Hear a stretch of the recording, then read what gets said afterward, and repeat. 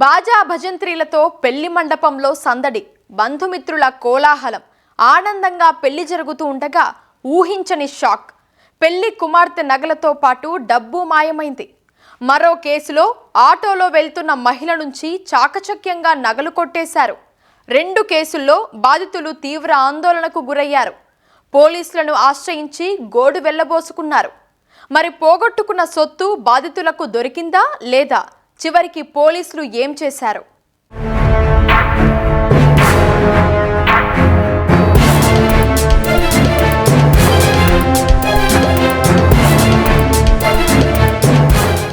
ప్రకాశం జిల్లా మద్దిపాడుకు చెందిన ధనలక్ష్మి తెల్లపాడు వెళ్లే ఆటో ఎక్కింది. మార్గ మధ్యలో మరో 2 మహిళా ప్రయాణికులు సైతం అదే ఆటోలో ప్రయాణించారు. కొద్ది దూరం వెళ్లిన తర్వాత తమ స్టేజీ వచ్చిందని దిగిపోయారు. ధనలక్ష్మి సైతం తాను దిగాల్సిన చోట దిగి ఇంటికి వెళ్లి చూసుకుంటే హ్యాండ్ బ్యాగులో ఉండాల్సిన చంద్రహారం, గాజులు, గొలుసు, నల్లపూసలు కనిపించలేదు. సుమారు 10 లక్షల విలువైన నగలు కనిపించకపోవడంతో ఆ మహిళ లబోదిబోమంది. ఆటో ఎక్కిన మహిళలే తన సొత్తు కాజేశారంటూ పోలీసులకు ఫిర్యాదు చేసింది. వెంటనే విచారణ ప్రారంభించిన పోలీసులు పాత నేరస్తుల ఫోటోలు చూపించగా తొండా శాంతి అనే మాయలేడిని గుర్తుపట్టింది. నిందితురాలని అరెస్టు చేసిన పోలీసులు సొత్తు రికవరీ చేసి బాధితురాలికి అందజేశారు.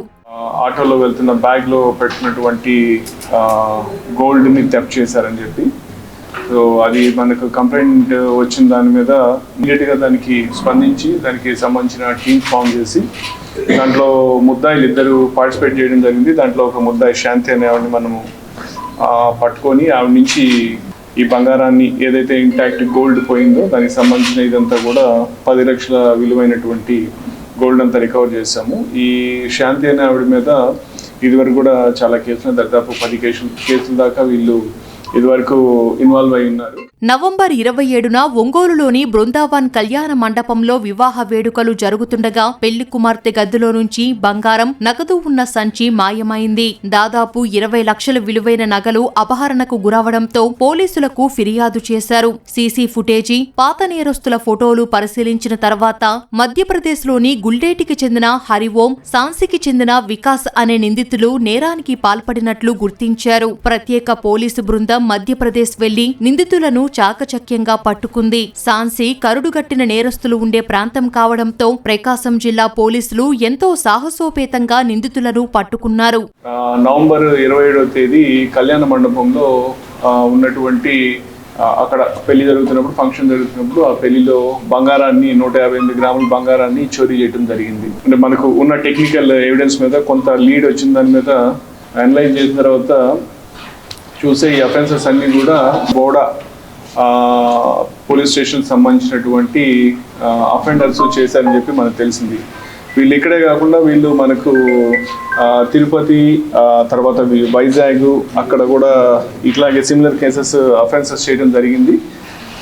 దీంతో వెంటనే మా ఇన్స్పెక్టర్ ఒక టీం తోటి మధ్యప్రదేశ్కి వెళ్ళి అక్కడ పోలీస్ తోటి వాళ్ళ యొక్క కోఆపరేషన్ తోటి, వాళ్ళ అసిస్టెన్స్ తోటి దాంట్లో ఉన్నటువంటి గోల్డ్ కూడా మనము రికవర్ చేయడం జరిగింది. ఎవరైతే పెండ్లి కొడుకు తల్లిగారు బంగారు ఆభరణాల సంచిని పక్కన పెట్టి అక్షింతలేయడానికి వెళ్ళిన క్రమంలో కొంతమంది గుర్తు తెలియని వ్యక్తులు సంచిలో ఉన్నటువంటి బంగారు ఆభరణాలు చోరీ చేసినట్టు మాకు రిపోర్ట్ వచ్చింది.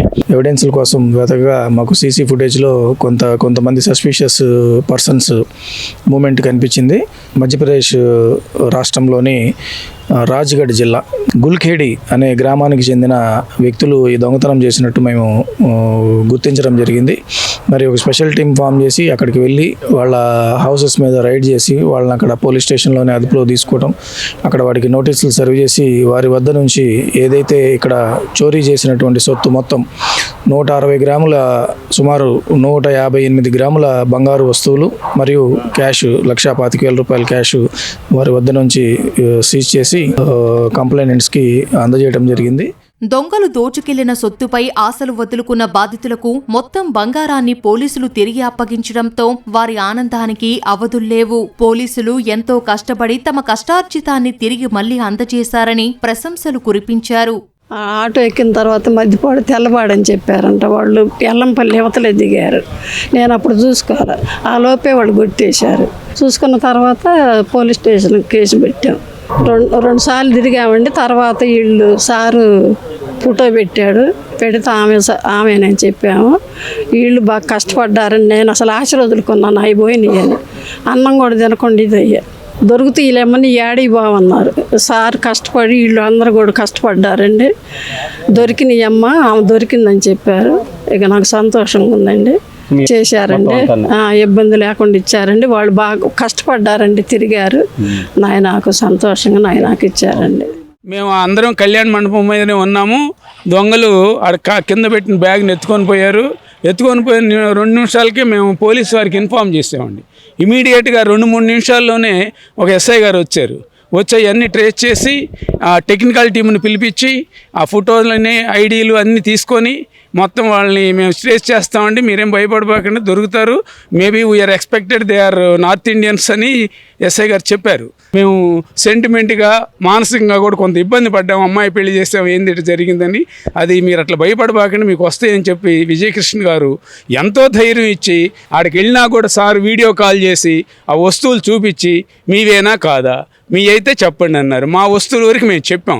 మా వస్తువులు మొత్తం కూడా ఇచ్చి మాకు మానసికమైన ధైర్యాన్ని మా కుటుంబాలకు కూడా అందించినటువంటి పోలీస్ డిపార్ట్మెంట్ వారికి చాలా థ్యాంక్స్ అండి. 2 దొంగతనం కేసులను ఎంతో ప్రతిష్టాత్మకంగా తీసుకున్న ప్రకాశం పోలీసులు రోజుల వ్యవధిలోనే నిందితులను పట్టుకోవడంపై అభినందనలు వెల్లువెత్తుతున్నాయి.